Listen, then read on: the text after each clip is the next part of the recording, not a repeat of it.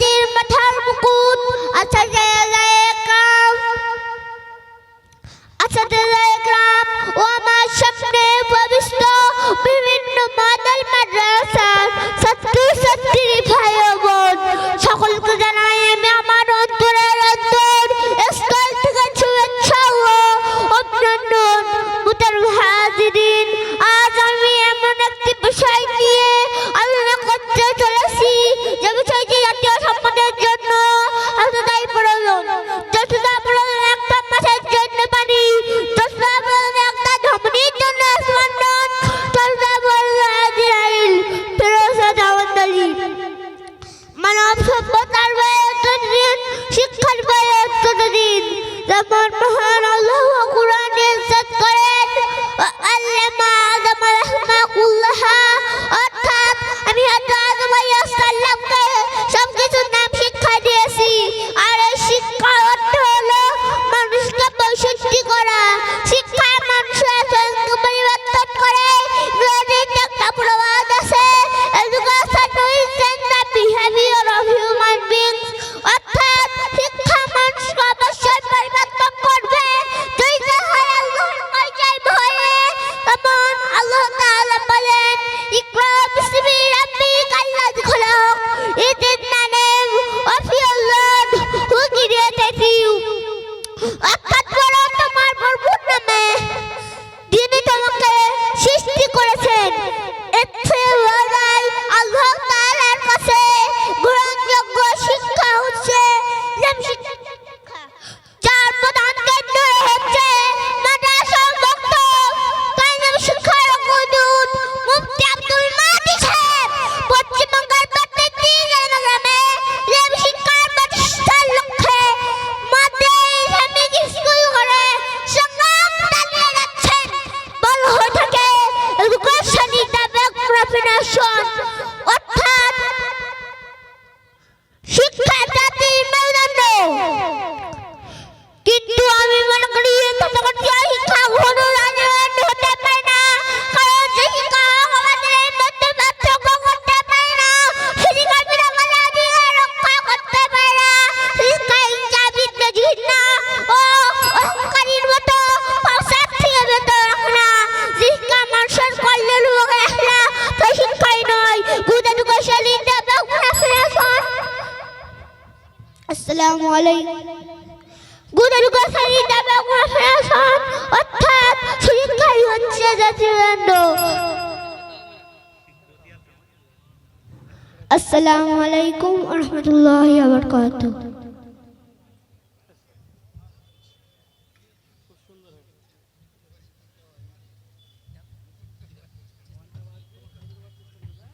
এবারে প্রতিযোগী chess number B, তৈরি থাকবে চেস নাম্বার সি।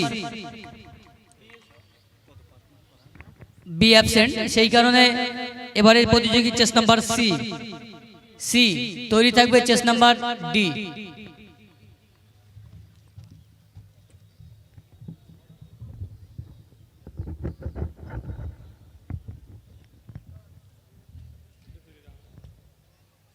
আসসালামু আলাইকুম। আলহামদুলিল্লাহি রাব্বিল আলামিন ওয়াসসালাতু ওয়াসসালামু আলা রাসূলিহিল কারীম। উপস্থিত আজকের আয়োজনে সম্মানিত সভাপতি সাহেব ও ওলামায়ে দ্বীন এবং আমার শিক্ষকগণেরা, সামনে উপস্থিত প্রিয় শ্রোতারা, সকলের প্রতি আমার আন্তরিক শুভেচ্ছা। আজকে আমার আলোচনার বিষয় হলো শিক্ষা। শিক্ষা হলো মানব জাতির মেরুদণ্ড। মেরুদণ্ড ছাড়া যেমনি মানুষ সোজা হয়ে দাঁড়াতে পারে না, তেমনি শিক্ষা ছাড়া জাতি সোজা হয়ে দাঁড়াতে পারে না। এই পৃথিবীতে যত ধর্ম অনুসারী মানুষ আছে, সব ধর্মের মধ্যেই শিক্ষার গুরুত্ব বর্ণনা করা হয়েছে। তবে ইসলাম এমন একটা ধর্ম যার শুরুতে ইকরা অর্থাৎ পড়া দিয়ে শুরু করা হয়েছে। আল্লাহ তাআলা কোরআনে বলেন, যারা জানে আর যারা জানে না এরা কখনো সমান হতে পারে না। এই শিক্ষা নারী পুরুষ উভয়ের মধ্যে জাগরণ সৃষ্টি করে। আমাদের মধ্যে অনেকে ছেলেদের শিক্ষার সংস্কৃতি এগিয়ে নিয়ে যেতে চায় এবং মেয়েদের শিক্ষায় দিক হতে পিছিয়ে রাখতে চায়। এটি আসলে তাদের একটি ভুল ধারণা। বর্তমানে এখন মেয়েরা শিক্ষার দিক দিয়ে অনেকটা এগিয়ে। বড় জ্ঞানী ব্যক্তিদের কথা, তোমরা আমার একটি শিক্ষিত মা উপহার দাও, আমি তোমাদের একটি শিক্ষিত সমাজ উপহার দেব। এই পৃথিবীতে যত শিক্ষা আছে, সব শিক্ষার মধ্যে সর্বশ্রেষ্ঠ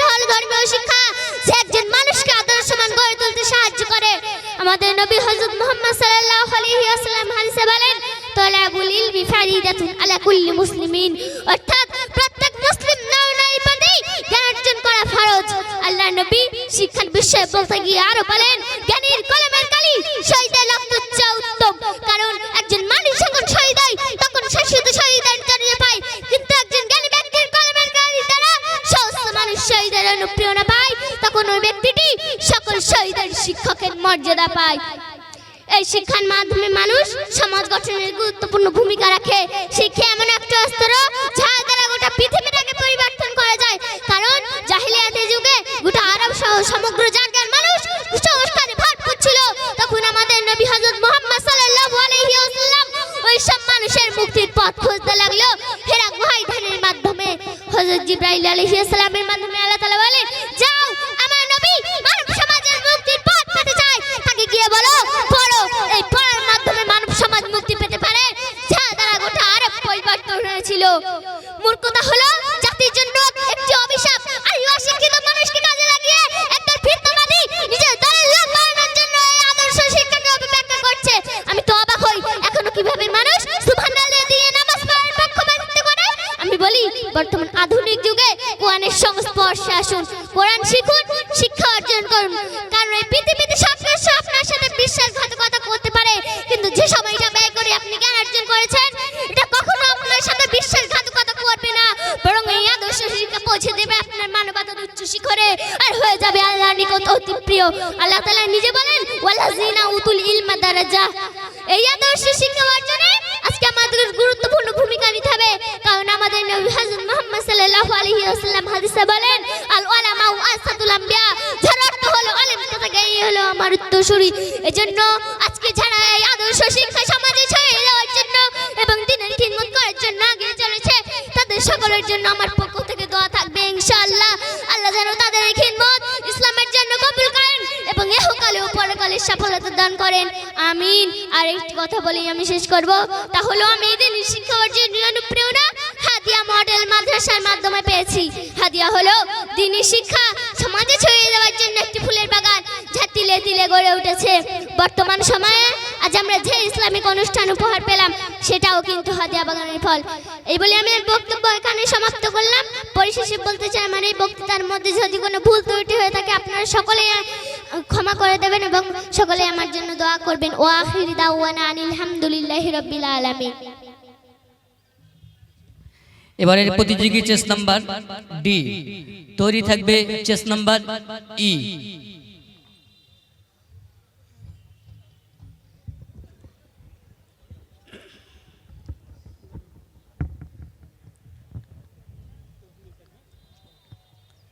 السلام عليكم ورحمة الله وبركاته. إن الحمد لله ونصلي على رسول الله وعلى آله أجمعين. أما بعد، فأعوذ بالله من الشيطان الرجيم. بسم الله الرحمن الرحيم. هل يستوي الذين يعلمون والذين لا يعلمون. সমস্ত প্রশংসা মহান রবের নামে, যিনি আজ এই মঞ্চে আমাকে বক্তব্য দেওয়ার সুযোগ করে দিয়েছেন। তারপর পরই জানে মানবতার মুক্তির দূত হযরত মুহাম্মদ সাল্লাল্লাহু আলাইহি ওয়াসাল্লাম প্রতি অসংখ্য দরুদ ও সালাম। সকলে বলি সাল্লাল্লাহু আলাইহি ওয়াসাল্লাম। তারপর জানাই এই মঞ্চ বিশিষ্ট সঞ্চালক ও ন্যায়পরায়ণ বিচারক মণ্ডলী এবং তরঙ্গ অনুষ্ঠানের এত সুন্দর ব্যবস্থাপনা করার পরিচালকগণ এবং আমার সামনে উপস্থিত জনতা মণ্ডলী ও বিভিন্ন মাদ্রাসা থেকে আসা ছাত্রছাত্রী ভাই ও বোনেরা, সবাইকে জানাই আমার পক্ষ থেকে মুবারকবাদ। প্রিয় জনতা মণ্ডলী, আল্লাহর উপর ভরসা রেখে আপনাদের দোয়া নিয়ে আমি আমার মূল বক্তব্য শিক্ষার গুরুত্ব নিয়ে আলোচনা শুরু করছি। নাস্তিক তো পাওয়া যায় আশপালং, যখন গোটা বিশ্ব আজ নাজুক পরিস্থিতি বিরাজ করে, তখনই আমাদের আজকের বিষয় নির্ধারণ করা হয় শিক্ষার গুরুত্ব। শিক্ষার গুরুত্ব জানার আগে জেনে নিই শিক্ষা কি। শিক্ষাকে আরবিতে আলেম বলা হয়। আলেম শব্দের অর্থ হচ্ছে জানা, বোঝা ইত্যাদি। পরিবেশে আলেম হলো আল্লাহ কর্তৃক নবী করিম সাল্লাল্লাহু আলাইহি ওয়াসাল্লামকে যা কিছু শিক্ষা দিয়েছেন। যারা জানে আর যারা জানে না তারা কি সমান? সুপ্রিয় দর্শক মণ্ডলী, আপনারাই বলুন, তারা কি সমান? কখনোই না। প্রিয় উপস্থিতি, education is the backbone of a nation. শিক্ষাই জাতির মেরুদণ্ড। কিন্তু আমি মনে করি তথাকথিত শিক্ষা জাতির মেরুদণ্ড হতে পারে না।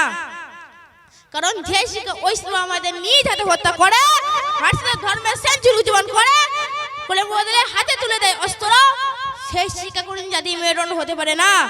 বরং শিক্ষা হচ্ছে ওই শিক্ষা যে শিক্ষার মাধ্যমে আল্লাহ এবং তার রাসূলের পরিচিতি লাভ করা যায়।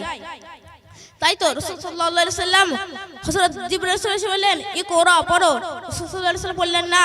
যখন বললেন ইকরা বিসমি রাব্বিকাল্লাযী খলাক, রাসূল সাল্লাল্লাহু আলাইহি সাল্লাম বলে উঠলেন ইকরা বিসমি রাব্বিকাল্লাযী খলাক খলাকাল ইনসানা মিন আলাক ইকরা ওয়া রাব্বুকাল আকরাম আল্লাযী আল্লামা বিল কলম আল্লামাল ইনসানা মা লাম ইয়ালাম। প্রিয় সুধী, শিক্ষা ব্যবস্থা তথাকথিত শিক্ষা ব্যবস্থা নয়। শিক্ষা প্রতিষ্ঠাতা হলেন হযরত মুহাম্মদ সাল্লাল্লাহু আলাইহি সাল্লাম। তিনি সর্বপ্রথম দারুল আগান নামক শিক্ষা প্রতিষ্ঠাতা করেন। শিক্ষার্থীদের নির্বাচন করেন স্বয়ং মহান আল্লাহ তাআলা। সুতরাং শিক্ষার্থীদের নিরামন্যতা ও মন খারাপ করার কোনো কারণ নেই। আমরা যদি কিছু লক্ষ্য করি, কোনো প্রভাবশালী যদি শিক্ষার্থী হয় তার মধ্যে থাকবে নৈতিক মূল্যবোধ, তার মধ্যে কোনো দুর্নীতির আশঙ্কা থাকিবে না। ধরা যাক একজন স্কুল পড়ুয়া শিক্ষার্থী 18 বছর অধ্যয়ন করার পরে সে হঠাৎ মারা যায়, আবার অন্যদিকে মাদ্রাসা পড়ুয়া শিক্ষার্থী 18 বছর অধ্যয়ন করার পরে সে হঠাৎ মারা যায়, তাহলে কি দেখা যাবে? মাদ্রাসা পড়ুয়া শিক্ষার্থীর জান্নাত ওরা সুগম হবে। অবশ্যই মাদ্রাসা পড়ুয়া শিক্ষার্থীর জান্নাত ওরা সুগম হবে, কেন সে ছিল দ্বীনি আলেমের উপর প্রতিষ্ঠিত। আবার অন্যদিকে স্কুল পড়ুয়া শিক্ষার্থী দ্বীনি আলেমের উপর প্রতিষ্ঠিত হওয়ার কোনো সুযোগই পায়নি। সুতরাং সবচেয়ে বলতে চাই, আসুন ভাই আসুন আমরা দ্বীনি আলেম প্রতিষ্ঠিত করি। কারণ মহানবী সাল্লাল্লাহু আলাইহি ওয়াসাল্লাম বলেছেন তালাবুল ইলমি ফারিদাতুন আলা কুল্লি মুসলিমিন, প্রত্যেক মুসলমানের দ্বীনি আলেমের উপর প্রতিষ্ঠিত হওয়া ফরজ। সুতরাং সবার সুস্থ কামনা, আজকের মতো বিদায় নিচ্ছি। ও আখিরি দামানা আলহামদুলিল্লাহি রাব্বিল আলামিন। আসসালামু আলাইকুম। একটি বিশেষ ঘোষণা, সিনিয়র গার্লস কেরাত, যে সমস্ত মেয়েদের সিনিয়র গার্লস কেরাতে নাম রয়েছে ভেনু 2-তে তাদেরকে পৌঁছে দেওয়ার জন্য অনুরোধ করছি। এখনই ভেনু 2-তে সিনিয়র গার্লস কেরাত আরম্ভ হবে। যাদের নাম রয়েছে তাদেরকে সেখানে পৌঁছে দেওয়ার জন্য অনুরোধ করছি। এবারের প্রতিযোগী চেস নাম্বার ই, তৈরি থাকবে চেস নাম্বার এফ।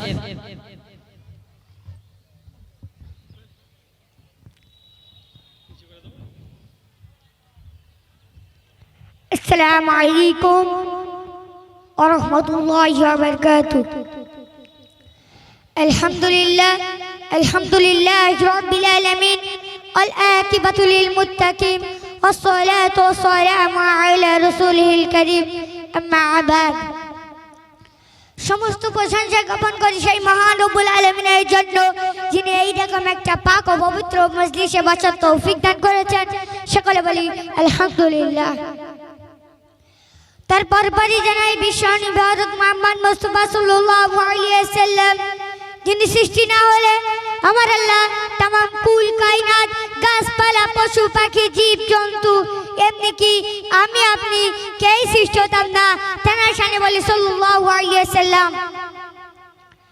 আমার শ্রেষ্ঠ নন্দন সভাপতি সাহেব ও আমার বিচক্ষণ বিচারক মণ্ডলী ও আমার দূর দূরান্ত থেকে আগত অতিথিবৃন্দ, আমি আমার অন্তরের স্থল থেকে ভক্তিপূর্ণ ভালোবাসা ও মোবারকবাদ জানিয়ে আমি আমার বক্তব্যের দিকে ধাবিত হচ্ছি।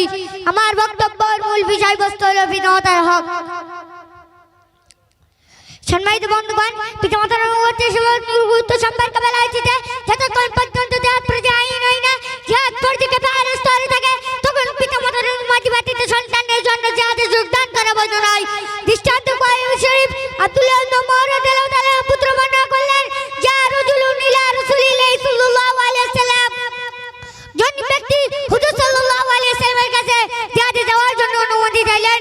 ক্বালা রাসূলুল্লাহি সাল্লাল্লাহু আলাইহি ওয়াসাল্লাম হাইয়া বাইকা, অর্থাৎ হুজুর সাল্লাল্লাহু আলাইহি ওয়াসাল্লাম জন ব্যক্তিকে জিজ্ঞাসা করলেন, তোমার পিতামাতা জীবিত আছে? বললেন নাম। সেই ব্যক্তি বললেন, জি হ্যাঁ, আমার পিতামাতা জীবিত আছে। ক্বালা রাসূলুল্লাহি সাল্লাল্লাহু আলাইহি ওয়াসাল্লাম ফাবিমা ফাযাহিদ, অর্থাৎ তুমি তোমার বাড়িতে তুমি তোমার পিতামাতার সেবা করে থাকো, তুই যতটুকু জাহাজে যাওয়ার সব পাবে ততটুকু তুমি বাড়ি বসে পেয়ে যাবে। বলুন সুবহানাল্লাহ। বিশ্বনবী মুহাম্মদ মুস্তাফা সাল্লাল্লাহু আলাইহি ওয়াসাল্লাম পিতামাতার কত উচ্চ স্থান দিয়েছেন, সুতরাং তাদের অধিকার ও সন্তানের উপর সর্বাপেক্ষা বেশি।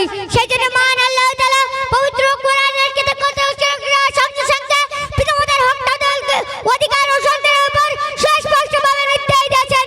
সুলুকমানের 14 নম্বর আয়াতে বলা হয়েছে যে আনিশকুলি ওয়ালিদাইকা, অর্থাৎ আল্লাহর কৃতজ্ঞতা শুকরিয়া আদায় করো এবং তুমি তোমার পিতামাতার কৃতজ্ঞতা শুকরিয়া আদায় করো।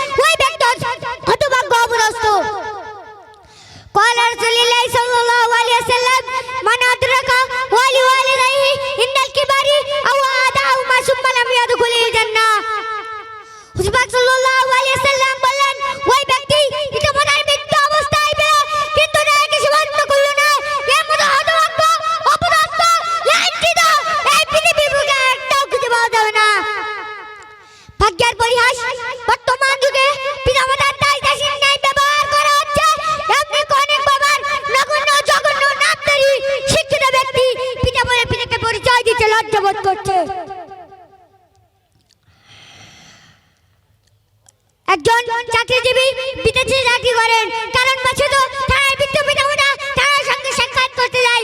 অন্যান্য চাকরিজীবীরা জিজ্ঞাসা করলো হু ইজ হি, অর্থাৎ ওই লোকটিকে। তখন পুত্র উত্তর দিতে শুনুন, he is an our servant, অর্থাৎ ওই লোকটা হলো আমার বাড়ির একজন চাকর। বড়ই দুঃখ পরিতাপের বিষয়, সৃষ্টির ছিল মানব, পিতামাতার মতো অমূল্য সম্পদ আজও ছিল না। সম্মানিত বন্ধুগণ, পিতামাতার প্রতি অসত্তর ব্যবহার করে তার মতো আমানুল নির্মম এই পৃথিবীর বুকে আর একটাও খুঁজে পাওয়া যাবে না। পিতামাতার দুঃখ কষ্ট উদাসীনতার মতো চরম অপরাধ সন্তানের প্রতি কিছু ইতিবাচক এবং নেতিবাচক ভঙ্গিটা নির্দেশ দিয়েছেন। লা তা'বুদু ইল্লা ইয়াতু ওয়াবিলওয়ালিদাইনি ইহসানা, অর্থাৎ আল্লাহর কৃতজ্ঞতা শুকরিয়া আদায় করো এবং তুমি তোমার পিতামাতার কৃতজ্ঞতা শুকরিয়া আদায় করো। দ্বিতীয়বার নির্দেশ দিয়েছেন ফালা তাকুল্লাহু উফি, তাহলে উফ শব্দ বলবে না, পিতামাতার এমন কথা বলবে না যাতে উফ শব্দ প্রকাশ পায়। এই বলে আমি আমার সংক্ষিপ্ত বক্তব্য এখানে ইতি করলাম। ওয়া আখিরু দাওয়ানা আলহামদুলিল্লাহি রাব্বিল আলামিন। আসসালামু আলাইকুম ওয়া রাহমাতুল্লাহি ওয়া বারাকাতুহু। আলহামদুলিল্লাহ, আমাদের জুনিয়র স্পিচ চলছে। জুনিয়র স্পিচের এই ছোট্ট ছোট 6, 7, 5 বছরের বাচ্চাদের বক্তব্য শুনে একটুখানি হুজুর, এই ছোট্ট বাচ্চাদের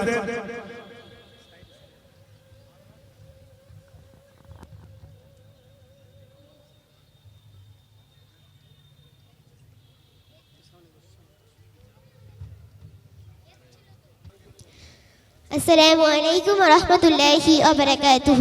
حمدا أمسليان أما بعد، فأعوذ بالله من الشيطان الرجيم. بسم الله الرحمن الرحيم. أن اشكر لي ولوالديك، صدق الله العلي العظيم. وقال النبي صلى الله عليه وسلم هو جنتك ونارك، أو كما قال عليه الصلاة والسلام.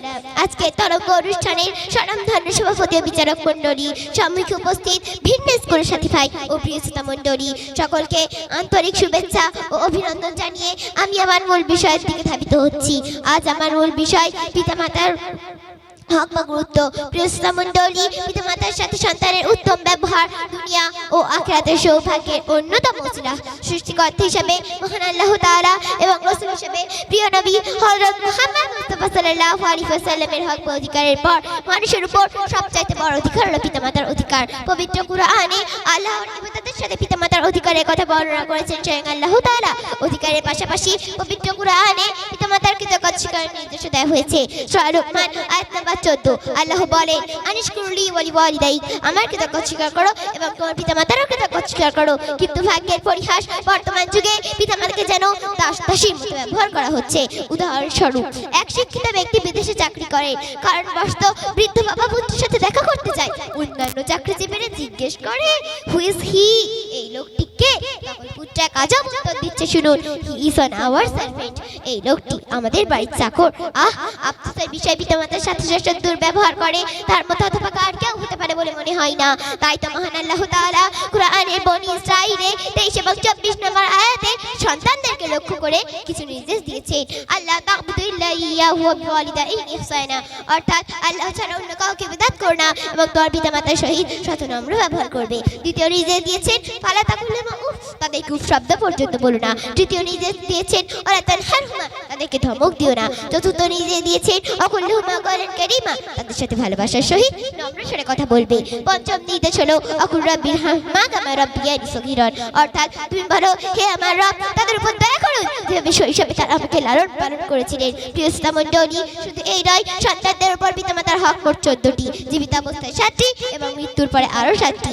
এবার আসুন হাদিস রাসূল সাল্লাল্লাহু আলাইহি ওয়াসাল্লাম কি জানান। বুখারী শরীফে আব্দুল্লাহ ইবনে ওমর রাদিয়াল্লাহু তাআলা আনহুর পুত্র বর্ণনা করেন যে রাজুলুন নবী সাল্লাল্লাহু আলাইহি ওয়াসাল্লাম ইন্নী উরিদু জিহাদ, অর্থাৎ এক ব্যক্তি রাসূল সাল্লাল্লাহু আলাইহি ওয়াসাল্লামের নিকট জিহাদের অনুমতি নেওয়ার জন্য উপস্থিত হয়। ক্বালা রাসূলুল্লাহ সাল্লাল্লাহু আলাইহি ওয়াসাল্লাম আহাইউলা বয়কা, তখন রাসূল পাক সাল্লাল্লাহু আলাইহি ওয়াসাল্লাম জিজ্ঞাসা করলেন তোমার পিতামাতা জীবিত আছে কি?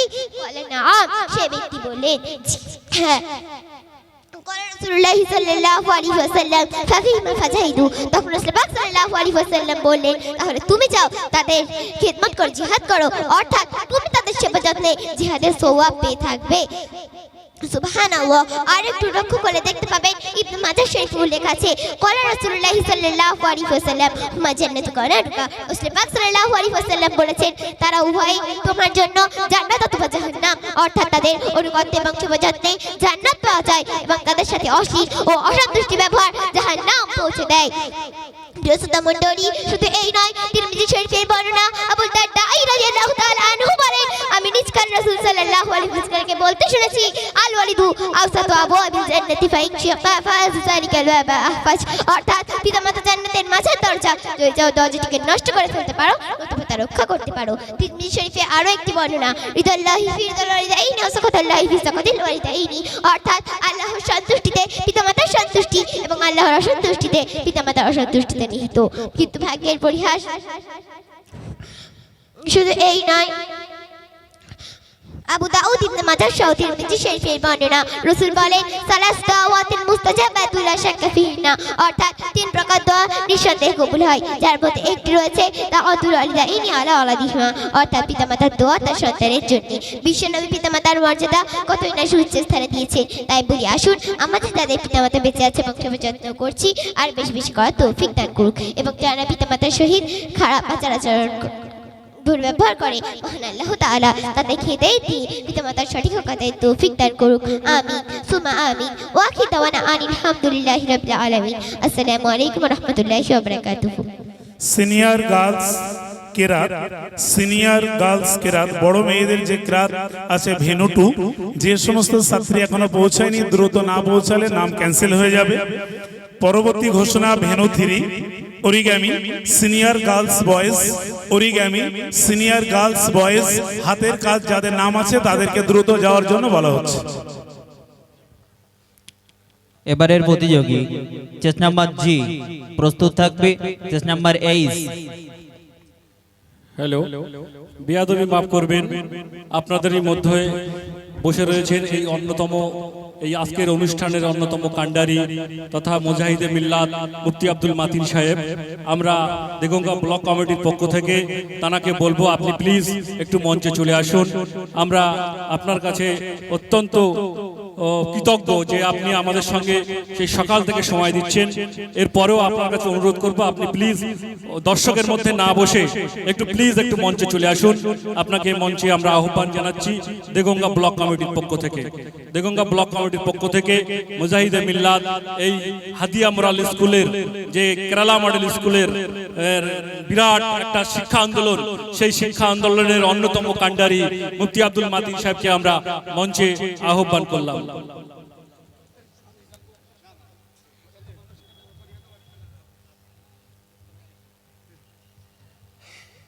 শুরু করো, মানে শুরু করো। আসসালামু আলাইকুম ওয়া রাহমাতুল্লাহি ওয়া বারাকাতুহু। নাহমাদুহু ওয়া নুসাল্লি আলা রাসূলিহিল কারীম, আম্মা বাদ। ফাকাদ ক্বালা আল্লাহু তাআলা ফি কালামিহিল মাজিদ, আউযু বিল্লাহি মিনাশ শাইতানির রাজীম, বিসমিল্লাহির রাহমানির রাহিম। ইকরা বিসমি রাব্বিকাল্লাযী খালাক, খালাকাল ইনসানা মিন আলাক, সাদাকাল্লাহুল আযীম। ওয়া ক্বালা an-নাবিয়্যু সাল্লাল্লাহু আলাইহি ওয়াসাল্লাম, মান লাম ইয়ারহাম যাগীরানা ওয়া লাম ইউআক্কির কাবীরানা ফালাইসা মিন্না, আও কামা ক্বালা আলাইহিস সালাতু ওয়াস সালাম। সমস্ত প্রকার প্রশংসা জ্ঞাপন করছি সেই মহান স্রষ্টার দরবারে, যিনি আমাকে এই সুন্দর মজলিসে কিছু বলবার তৌফিক দান করেছেন। সকলে বলি আলহামদুলিল্লাহ। তারই পরে জানাই সাইয়্যিদুল মুরসালিন, শাফিউল মুজলিমিন, ইমামুল আম্বিয়া নবী মুহাম্মদুর রাসূলুল্লাহ সাল্লাল্লাহু আলাইহি ওয়াসাল্লামের রওজাতুল আতহারে জানাই লাখ কোটি দরুদ ও সালাম। সকলে বলি সাল্লাল্লাহু আলাইহি ওয়াসাল্লাম। এবং সেই সাথে আজকের এই অনুষ্ঠান স্বনামধন্য বিচারক, সভাপতি ও পরিচালক মণ্ডলীকে জানাই আমার আন্তরিক শুভেচ্ছা ও অভিনন্দন, এবং আমার সম্মুখে বসে থাকা সকল শ্রোতা মণ্ডলীকে জানাই সালাম ও মুবারকবাদ। প্রিয় শ্রোতা মণ্ডলী, কর্তৃপক্ষের বিরুদ্ধে একাধিক সাবজেক্টের ভিতর থেকে আমি বেছে নিয়েছি শিক্ষকের গুরুত্ব। প্রিয় শ্রোতা মণ্ডলী ও সম্মানীয় সভাপতি সাহেব, শিক্ষাগুরুর মর্যাদা সম্বন্ধে কিছু বলতে গিয়ে আমার হৃদয়টাতে বারবার আছড়ে পড়ছে দুর্বলতার এই বেদনা বিদুর সুর, এই মনিহারা মাইনা হিসাবে। কারণ জেনেছি অতি সামান্য, উপলব্ধি তার চেয়ে আরো কম, তাই নিজের হীনতার কাছে নিজেই লজ্জিত। দোয়া করুন তিনি যেন আমাকে হৃদয় গ্রাহী কথা বলার সামর্থ্য দান করেন। বিদগ্ধ শ্রোতা মণ্ডলী, মর্মী কবির স্বর্ণবাণী শিক্ষাগুরু দীক্ষাদান শোনাচ্ছে মূল্যবান দীক্ষা পেয়ে ভ্রান্ত মানব পূর্ণ পথের পরশপান।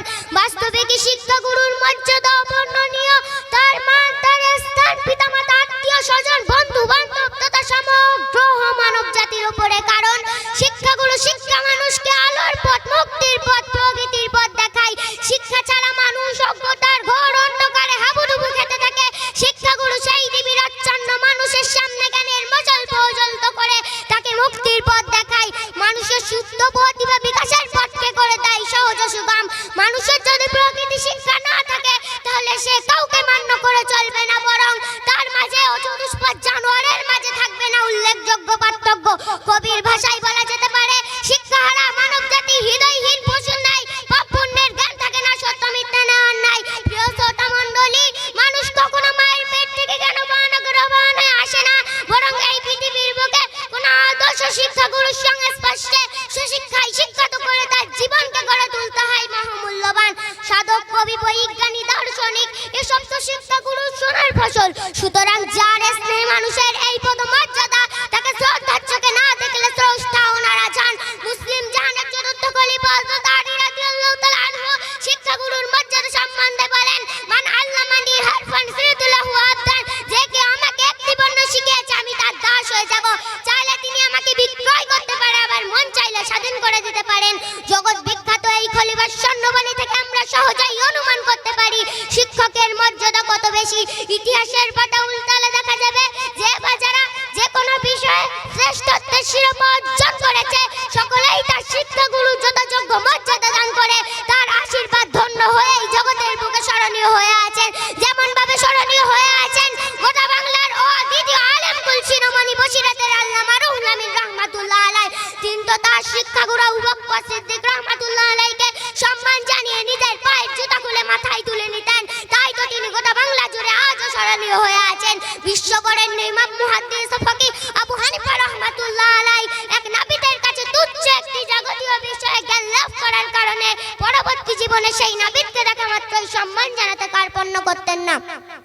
সুতরাং আজও যদি কেউ জ্ঞানের আলোয় উদ্ভাসিত হয়ে জগতের বুকে স্মরণীয় হতে চায়, তাহলে তার শিক্ষাগুরু তথা জ্ঞানের পাওয়ার হাউসের সঙ্গে সুসম্পর্ক রাখা অপরিহার্য কর্তব্য।